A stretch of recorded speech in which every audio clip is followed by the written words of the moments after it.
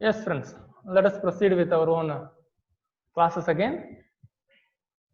We are in 17th group elements. Mainly, we are going to study about the chemical properties of 17th group elements. Chemical property means what? The nature and the strength it has to react with other elements is called chemical property. Okay. Here we are saying that almost all the 17th group elements are having the same chemical property. Why the same chemical property? Because their valence electron, 7 valence electron, that is valence electron is ns2 np5. Okay, that is the valence electron they are having. So we are saying that all of them are having almost same chemical properties. What about the physical properties then? Physical properties will change because the color was different. Some of them are gases, some of them are liquid, and some of them are even metals, metalloids. Okay, some conduct electricity, some don't even conduct. So there are different. Speciality of the 17th group elements, what is that? Whenever the 17th group element means fluorine, bromine, and iodine. Okay, I'm not speaking about the 5th element. Okay, I'm not speaking about the 5th element. The reason I told is it is an radioactive element, so it is not available. It's not available. So अस्टेटाइन के बारे में मैं कुछ बात नहीं कर रहा हूं. बाकी सबके सब धातु के साथ अगर पानी को मिलाते हैं, H2O को वाटर को मिलाते हैं, तो वो क्या प्रोड्यूस करेगा? एसिड प्रोड्यूस करेगा. मतलब आपको जब कभी आप लोग लैब में जाके क्लोरीन या ब्रोमीन या आयोडीन या क्लोरीन दिया गया, उसके साथ पानी नहीं डालिएगा. उसमें पानी डालने से क्या हो जाएगा? वो एसिड बन जाता है.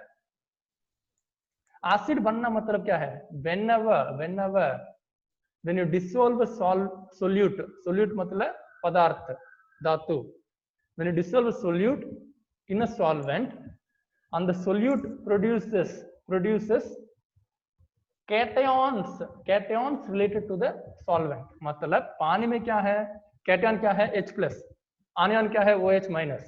अगर कुछ सॉल्ट वगैरह को पानी में डालने के चलते पानी में जो H+ था, कैटायन था, अगर कैटायन का संख्या बढ़ता है तो उसको कहते हैं हम लोग एसिड. कैटायन का संख्या बढ़ेगा उसको हम लोग कहेंगे एसिड करके. अगर उसी जगह OH का कॉन्सेंट्रेशन बढ़ेगा तो उसको हम लोग कहेंगे बेस कह के. तो यहाँ पर एसिड मतलब H+ का संख्या बढ़ रहा है, इसलिए थोड़ा ध्यान देने वाली बात है. दूसरी पॉइंट देखिए, metal such as iron to produce metal halides. ठीक है. Salt plus water they produce. That much is clear, I suppose.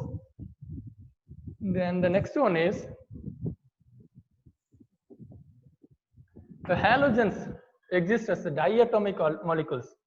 मैं आप लोगों को बता चुका हूं, F2, Cl2, I2, Br2, इस प्रकार ही आप लोग पढ़े होंगे. F2, Cl2, Br2, I2 करके. क्यों?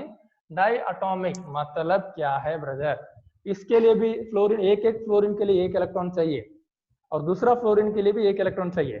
तो ये फ्लोरीन जो है, ये फ्लोरीन के लिए एक इलेक्ट्रॉन दिया और इस प्रकार ये फ्लोरीन जो है इसके लिए एक इलेक्ट्रॉन दिया. मान के चलिएगा मेरे पास 2 पेन है, एक तो लाल है और एक तो ग्रीन है. ठीक है. ये लाल वाला को भी आप लोग, लाल वाला को सोचिएगा आप एक फ्लोरीन है बोल के, और ग्रीन वाला को भी सोचिएगा एक फ्लोरीन करके. इन दोनों में 7 है, वैलेंस इलेक्ट्रॉन 7 है. मतलब एक मिल जाने से ये दोनों क्या हो जाएगा? नोबल गैस बन सकता है. नोबल गैस कॉन्फ़िगरेशन कम से कम बन सकता है. मतलब इसका एक इलेक्ट्रॉन जो है इसकी जो जरूरत है इससे लेता है और इसकी जरूरत जो है वो इससे लेता है. तो दोनों मिलके क्या बनाता है? ऑक्टेट का बना रहा है. मतलब ऑक्टेट रूल को पूरा करने की कोशिश कर रहा है. इसलिए वो लोग जब कभी देखते हैं F2, Cl2, Br2 इस प्रकार जोड़े जोड़े में मिलते हैं, अलग से नहीं मिलते हैं. इतना क्लियर मैं सोच रहा हूं. और ऊपर से हम लोग पढ़े थे दे आर कलर्ड करके हम लोग पढ़ रहे थे.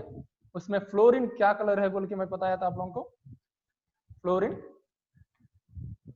Fluorine is yellow. कौन सा कलर है? Yellow in colour. Fluorine is yellow in colour. हाँ, okay, very good. Then we know that fluorine means which colour? Green colour, chlorine is for green colour. Bio वाले लोगों को ये चीज बहुत आसान से समझ में आएगा। कारण क्या है, क्लोरोफिल करके आप लोग पढ़ते होंगे, याद है क्लोरोफिल्स करके? Yes sir. क्लोरो का अर्थ ग्रीक में, यस सर। हाँ ग्रीक में क्लोरो का अर्थ है ग्रीन। ग्रीक में क्लोरो का अर्थ क्या हो गया, ग्रीन, इसलिए क्लोरोफिल्स बोला जा रहा है। फिल्स मतलब कलर, रंग, तो क्लोरोफिल मतलब क्या है, ग्रीन कलर के रंग जो पौधों में पाया जा रहा है उसको हम लोग कह रहे हैं क्लोरोफिल। जांतोफिल मतलब कौन सा रंग है बायो वाले, जांतोफिल ब्राउन ब्राउन ब्राउन ब्राउन सही है, सही है,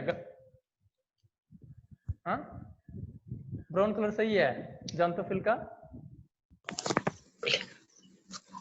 एक बार चेक करके, बायो वाला जाने का कोई बोल रहा है, एक बार चेक करके हम लोग हमको कल आप लोग बताइएगा, ठीक है। मैं विशेषकर बायो पढ़ाता हूँ, ठीक है। जब कभी जो टीचर लोग नहीं रहते तब जाके मैं केमिस्ट्री लेता हूँ, और आजकल मैं केमिस्ट्री पढ़ रहा हूँ, इसलिए चलो जो पढ़ रहे हैं उसी के बारे में पढ़ाते हैं बोल के केमिस्ट्री ले रहा हूँ, ठीक है, और कुछ नहीं, ठीक है। और आइए आगे बढ़ते हैं हम लोग। हाँ, ज्यादातर क्या है बोल के मैं हम लोग पढ़े हैं, सबके सब गैसेस हैं, सबके सब गैसेस है, या क्लोरीन या फ्लोरीन केवल गैस है, केवल 2 गो गैस है। बाकी एक तो ब्रोमीन क्या है, लिक्विड है, और आयोडीन और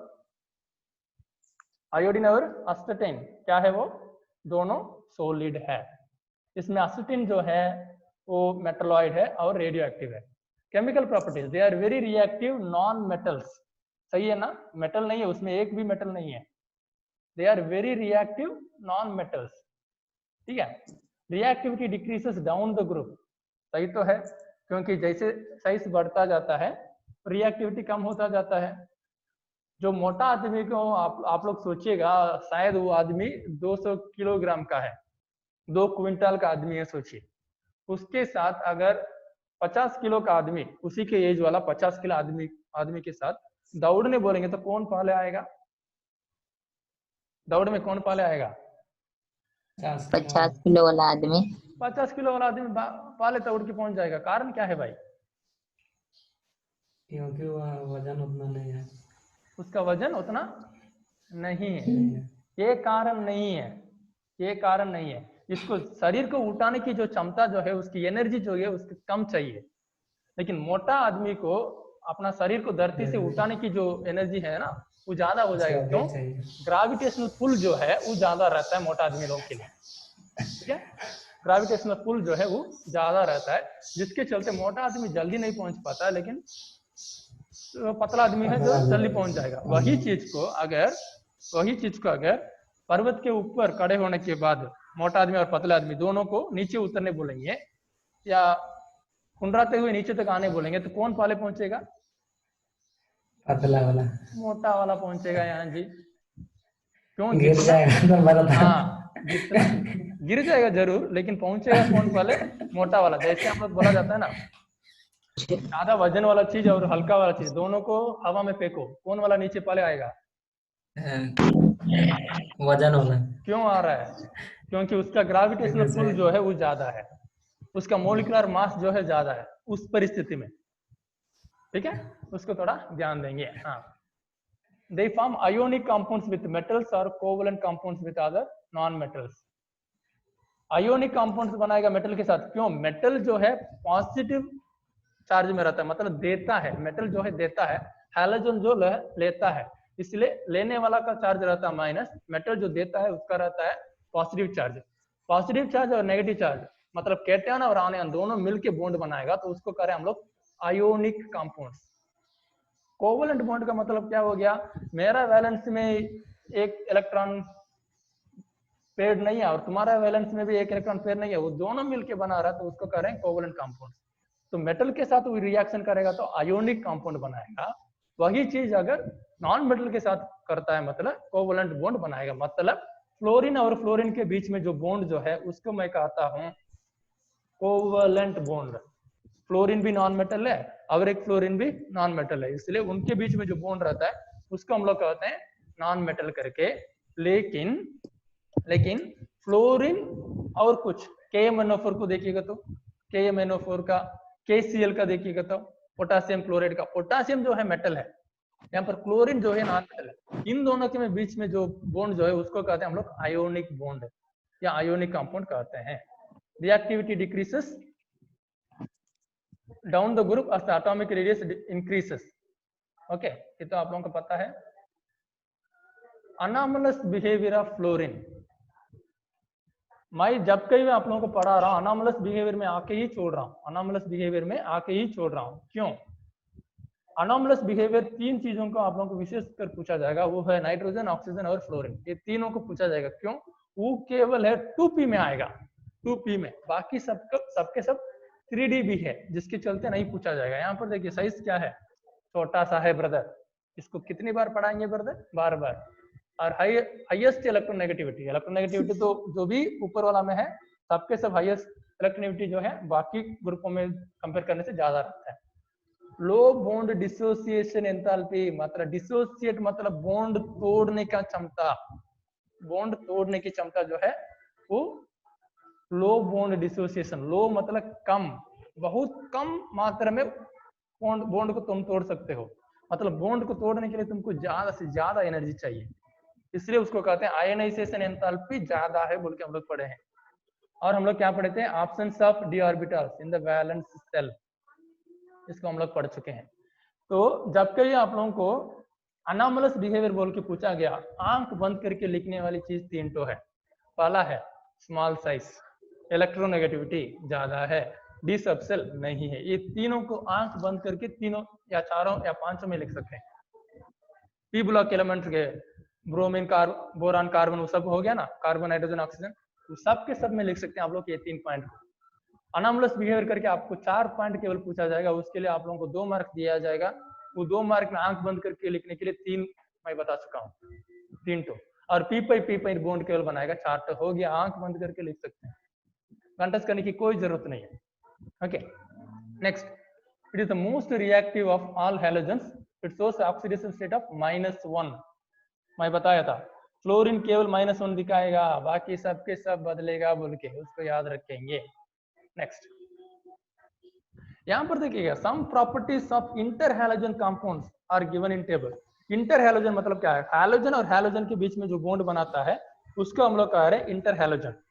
इंटर हैलोजन में एक विशेषता है, मैं दिखाता हूँ आप लोगों को, यहाँ पर ध्यान दीजिएगा। ई कोना को ध्यान दीजिएगा, तो ई कोना को एक डैश दिया गया है, मतलब इस प्रकार लिखा गया है, देखिएगा, एक तो x और एक तो लिखा गया है x डैश,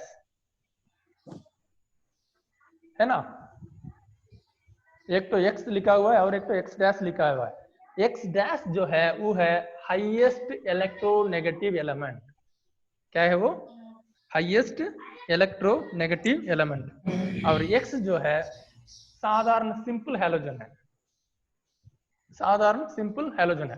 हैलोजन अगर आप लोगों को पूछा गया इंटर हैलोजन के बारे में हम लोग को कुछ बता बोल के, आंख बंद करके इसमें भी एक चीज याद रखना है, केवल ओड नंबर का वो बनाता है। का बनाता है? ओड नंबर का ग्रुप केवल बनाता है, मतलब 1 3 5 7, 1 3 5 7 केवल ओड नंबर का बनाता है, इवन नंबर का नहीं बनाएगा बस। मतलब x x1 x x2 नहीं बनेगा, x x1 x x3 और x x5 x x7। समझ में आया? उस प्रकार यहाँ पर देखिए, मतलब कोई भी आप फ्लोरीन को लेंगे या क्लोरीन को लेंगे या कुछ भी लेके आप लोग अपना उदाहरण दे सकते हैं, आप लोग अपना उदाहरण दे सकते हैं। थोड़ा एक बार ये सबको देख लीजिएगा, सबसे आसान है ये, ठीक है। और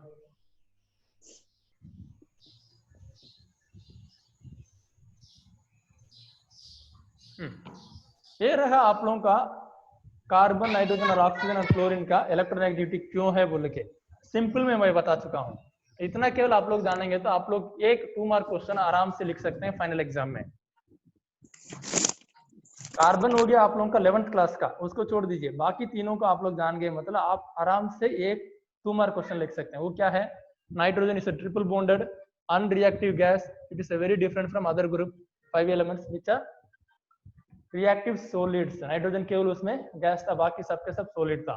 और उसी प्रकार ऑक्सीजन को देखेंगे, मतलब ऑक्सीजन केवल गैस था ना, all other members are more reactive than other members of its group, oxygen के वो ज्यादा रिएक्टिव था। उसी प्रकार फ्लोरीन का भी।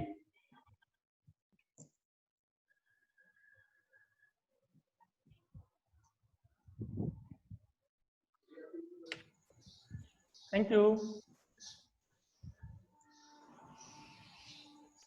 Thank you. अभी आप लोग अपना